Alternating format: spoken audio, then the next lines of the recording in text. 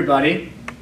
This is episode 2 of PE with Coach Matt. I'm Coach Matt Hines. I'm here at Ship City Fitness, and today I want to talk to you about the activities of daily living and maintaining independence. Well, if you think about what you do throughout your day, this is walking, maybe going upstairs, maybe having to carry a grocery bag, 5, 10, maybe even 15 pounds.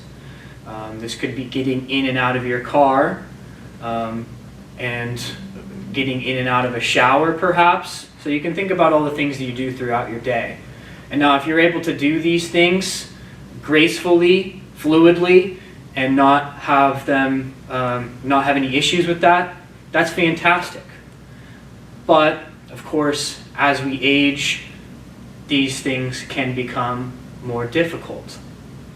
So when we're talking about exercise and which exercises we should choose to do, which things are most worth doing, and especially if we're talking about people who are seniors, people who are at the end of their life, the question becomes, what are the best exercises to do to help these folks maintain independence in their activities of daily living? So, and maybe I should take a step back and talk about this program, PE with Coach Matt, and who is this for? So this is for anybody. If you are interested in better understanding the principles of exercise and exercise science and how that can help you, but also how you can take this information and help other people. Perhaps you can help children in your life, but also, as we're mostly going to be talking about today, how you can help people in your family who are at the end of their life. And aging with grace and aging with dignity, I think a lot of that has to do with being able to maintain your independence. So last time, I talked about a few things, but at the end we went over a physical assessment. And now, if you are unable to stand unassisted, you would not have been able to do that assessment. So I want to talk about that group of people today and what are the best exercises that you could do. So I have a program. I have a list of exercises that will be appropriate for you. And this is the level 1 program. Okay, and all of these exercises, they can be done seated, or they can be done actually bedside or on a bed.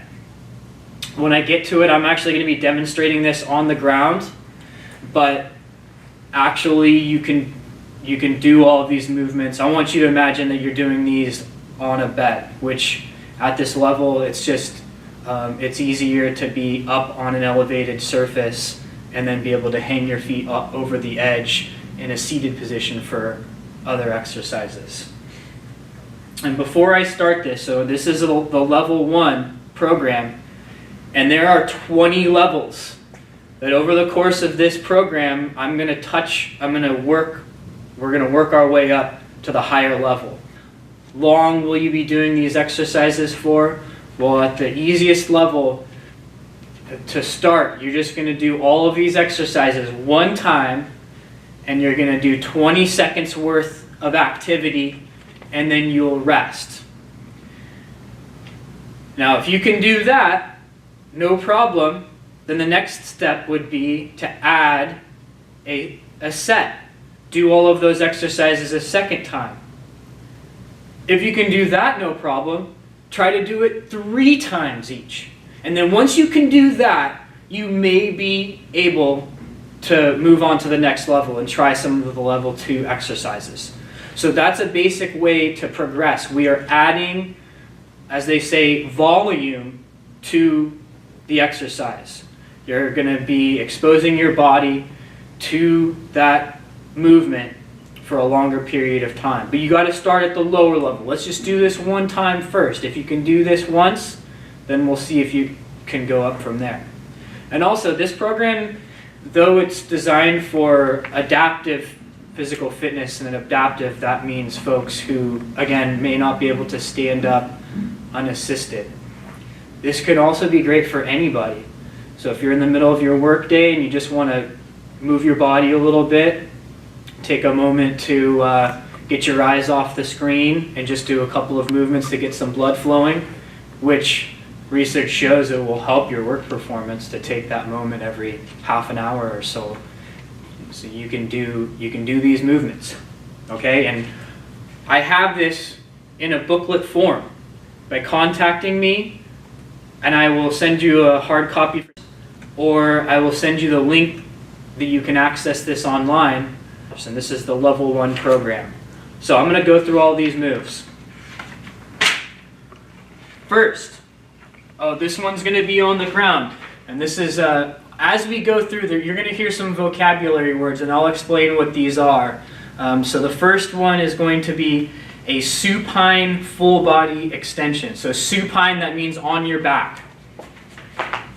And again, imagine that you are on the edge of your bed. You can do this on your bed.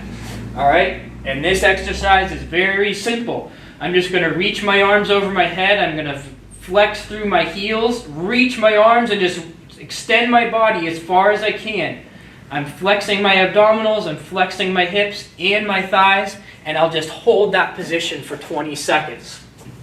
The next one is going to be, I'm going to be seated, and it's linear pressing, pulling motion. So linear, that's just forward and back is what I mean by that. So I'm going to be seated, and with all of these, again, the main thing is posture, postural awareness. So on this exercise, I want to tuck the chin, I want to sit nice and tall, my feet are on the floor, and then from here I'm going to start with my arms right by my side. If you look from this angle, my elbows are back. And then what I'm going to do is just reach my arms out straight from my chest and then bring it back in. I can do it with this slow, controlled motion.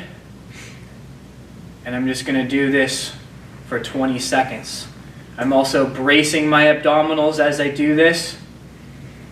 And that's the very basic upper body movement that we can do. So the next one. Now, as we age, one of the biggest limitations that we will experience is lack of control of our extremities, of our ankle and toes, and also of our hands and our wrists. So if you get carpal tunnel syndrome, or if you get arthritis in your hands, it's an unfortunate event that tends to happen. But what we can do, we can fight against this. So we are going to go with some wrist curl and extensions. So I'm going to start with my palms up, and I'm going to curl my wrists. I'm going to flex my fingers, I'm going to curl my fingers, and then I'm going to extend the wrists and extend the fingers, and then I'm going to curl and curl. And it's really this extension that I want to really open it up as wide as I can, and then curl under again. And you can repeat this again. This is going to be 20 seconds worth of work. And can you splayel those fingers out as much as possible? It feels amazing.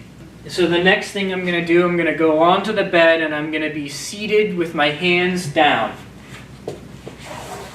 So I'll try to put the palms down behind my hips, fingers pointing away from my body. And then from here, my posture, what I want to try to do is tuck the chin back, open up the chest, and sit my hips closer to my palms. And then from here, this is a good one to bring attention to our breath. Now, by default, what we want to do is we want to have full inhalation and exhalation. So, filling up the lungs and fully emptying the lungs. And especially for this chest opening stretch, that's going to feel really good. All right, so while I'm on the ground, I'm going to next do a side plank. There's several different progressions of the side plank, but the most basic one is this.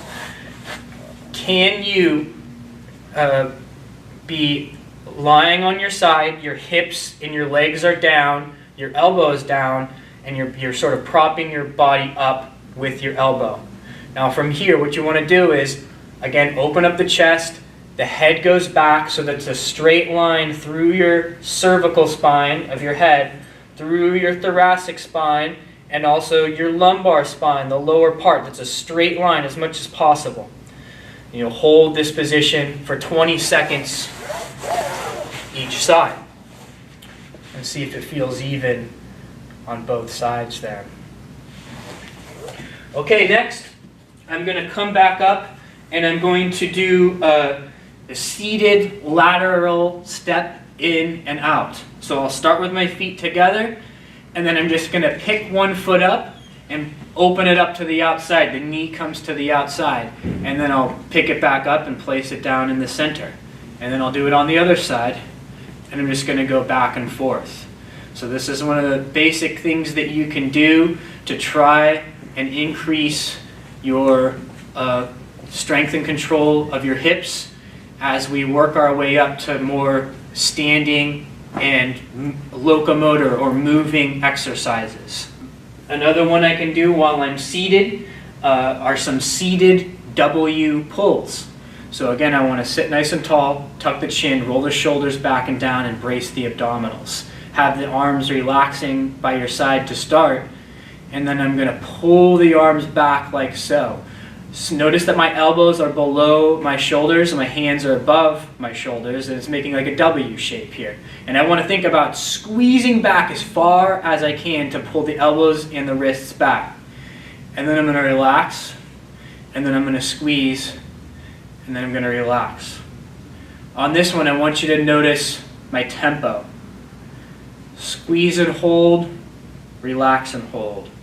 Squeeze and hold, relax and hold. This is the tempo that I think is great to have as a default tempo. Any exercise where you're going through a range of motion, you can use that tempo and it works really well because you have to control it on both ends of the motion. Alright, so then the next exercise will be an assisted sit to stand. So with this exercise, you can have a partner to help you holding onto your hands. You can interlock hands like this, or they can help you underneath the shoulder, and they're just going to assist you up into a standing position, standing as high as you possibly can. Another option is to hold onto a post or one of these dowels for assistance. You want to make sure you're starting with a high box, higher than knee height at least, okay? And then what I'm going to do is, in either case, I want my assistance to be coming not too far from my body, but also not too close, about out to where my toes are. All right, and so this is an introduction to the squat. This is the very first squat. And here's the thing that you need to think about on the squat. First of all, your knee angle.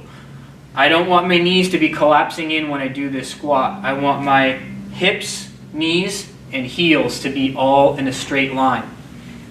Okay, and then the second thing is the technique of hinging at the hips. So if I can't stand up like this, but from here, I can stand up. Notice that my shoulders are out in front of my knees. I'm going to have the leverage that I need to stand up when I hinge my hips forward. Okay? And also, I want to harness the momentum. So I'm not going to do this statically. I'm going to do this actively. So I'm going to lean forward, and then I'm going to stand up. And as I'm standing up, I'm pulling down on the post to give myself a little bit of assistance. So now I'm standing up as high as I can, trying to fully extend my hips if possible, and now I'm going to go on the way down. And here's the key on the way down. Again, it's the hip hinge. So I want to sit the hips back, let the shoulders come forward, see that my knees stay back. It's like I'm reaching my hips back for the bench, and then I can sit all the way back down, and I can repeat that motion. Standing up, reaching back, sitting back down, and I'll just do this again for 20 seconds. And that one may be the most challenging in this program, but it's really key to making progress, getting that technique down and making it as fluid as possible. All right, I'm going to come back down to the floor, and I'm going to do some supine, that's lying on the back, ankle rotations. So I'm lying on the bed, and here we're just going to try to work the range of motion of our ankles. We're going to explore that full rotation that we have. So I can just lift my one leg up at a time, and I'm just going to try to draw a big ankle circle. I can do this clockwise first, and then I can reverse it. I can go counterclockwise. And for this one, you can do about 20 seconds each leg, and you can do about 10 seconds clockwise, and then 10 seconds counterclockwise. So next, I'm going to do I could do this on the floor, or I can do it seated, but the idea that what I'm going to do, it's iso core bracing. So I'm going to be working on the idea that my abdominals are designed to, when I flex them all the abdominal muscles, I'm going to be creating a nice stability around my core and my spine. So all I'm going to do is I'm going to lie on my back, and I can feel my abdominals, and then I'm going to squeeze the abdominals and then relax them. And then squeeze and relax, squeeze and relax. And I'll do that for 20 seconds. Next is we're going to go supine to prone. So we're going to go from on our back to our belly. So we're rolling. And I'm going to use as much momentum as I need. So if I can pick my leg up, and then if I want to go this way, then I'm going to pick up the leg to that side, and I can do a kick of the leg to generate some momentum so that I'm rolling down onto my belly. And then I'll send it back. So I can push off through my hands and kick the leg around and roll back onto the belly. Now don't do this too fast because you'll get dizzy, but then you'll just want to go back and forth from one side onto the back and then back onto the belly. And that's important because we need to be able to do that before we can do more advanced exercises. One more that I can do, or two more I can do from the floor. I'm going to do, this is called side lying external rotation. So external rotation is this. External rotation of the shoulder. This is a really important motion to be able to control. So I'm actually just going to lay with my head relaxing on my down arm, lying on my side. I'm going to tuck my elbow right by my side. I'm bent at a 90-degree angle. And then from here, I'm trying to squeeze, rotate at the shoulder externally to lift my arm like this. And then I'm going to relax. And then I'm going to squeeze and relax.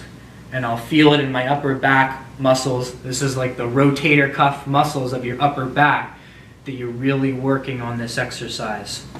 I'll just flip around next, and I'm going to do, this is called supine with knees bent, hip flex. So this is my positioning that I'll be on, head relaxed back. And then what I'm going to do is I'm not going to even lift my hips, but I'm going to flex as if I wanted to lift my hips. So I want to feel like I'm squeezing my glutes, your butt muscle. Okay, so I'm going to just squeeze the butt and the legs and then relax. Squeeze and relax, squeeze and relax. And you would repeat that for 20 seconds worth of work. At the last few, we'll come back up to a seated position, and we're going to do some arm circles. So you're just going to bring your arms out to the side. If you can bring them up straight out from shoulder width, that's fantastic. If you have to go a little bit lower to start, that's fine too.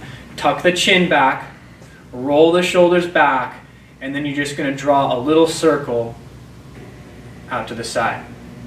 You can do it about 10 seconds one direction, and then reverse the direction of your circles, and that will really be good strengthening for your upper back. Next one, another great upper body strengthening exercise that you can do anywhere is, check this out. So it's called a hands clasped upper body squeeze. So I'm just going to clasp my hands together. I'm going to put them right at my belly button. I'm going to roll my shoulders back, tuck the chin, and then from here, I'm just going to squeeze, I'm going to press my hands together, which will make me contract the muscles of my upper body. So squeeze and relax. Squeeze, relax, squeeze, relax for 20 seconds. Now let's do a tricep stretch. So I'm just going to be seated, just like everything else. I'm seated nice and tall. Chin is back, shoulders are back. And then I'm going to reach one arm down my back, take the other arm and assist the elbow back to try to, and I'm trying to reach my fingers down my back as far as possible. One common fault with this one is, if I'm letting my arm reach across my body, well, I want it to reach straight down my back. So I have to externally rotate the shoulder. Just like we were working on a minute ago, that's part of this tricep stretch. I have to externally rotate the shoulder so that the arm reaches straight down the back. Looks like I got one more exercise for you today from a seated position. And this is a cervical and thoracic extension. Okay, so the cervical spine is the head and the thoracic spine is the rib cage. I talked a lot last time about how we tend to round forward like this. So one of the best things we can do is to work on opening up and extending. So all I'm going to do is I'm going to start by sitting nice and tall, and then I'm going to really extend the head, lean the head back, and roll the shoulders back, and then I'll relax. And then I'll squeeze, relax, squeeze, and relax to work on the cervical and thoracic extension. Okay, so those are a few exercises that you can start with that will lay down a really great foundation to build off of. So lastly for today, I want to relate this to the bigger picture. In our culture, I don't know if we do enough to respect the aging process, to respect our elders, and a lot of it has to do with the fact that, and this is expressed in fitness, and the fact that there's not a whole lot of great information for how to exercise as you're aging, especially at the end of your life. And in my opinion, there's still tons of things that you can do. It's absolutely worth pursuing and trying to maintain your ability and your activities of daily living. Yeah, it has to do with dignity. It has to do with grace. Being able to move freely and independently throughout your whole life. It also affects you psychologically. If I don't know yet what that's like, but from what I hear, I know that seniors don't want to feel like they're burdening the rest of their family. They don't want to feel like too many special precautions need to be made in order to help them through their day. They want to be independent, but they may not know exactly what the best exercises for them to do are. So that's what this is about. I want to break it down to the simplest form, the simplest movements that you can start with, and then where you can go after that. So I'll leave it at that for today, but next time we will go on to level 2 exercises, and we can see how we can build off of what we did today. All right, so hopefully this was some good food for thought, some good ideas, and I'll really encourage you to incorporate this into your day. This routine that we just did, you could actually split it into 2 routines if you want. If you cut those exercises in half, and even if you did 2 times each exercise, that will take less than 10 minutes. And really, if you're at this level, 10 minutes every other day can be hugely impactful. You'll see tremendous improvements in your posture, in your range of motion of your exercises, and you'll feel that your ease in daily activities will increase. So please take the time to do these exercises. And even if you're beyond this level, even if you just did this today, you're going to feel way better. So you're worth it. Take the time. Take the 10 minutes and do it. Okay. I'm signing off for today. Thank you so much for tuning in, and I look forward to seeing you next time.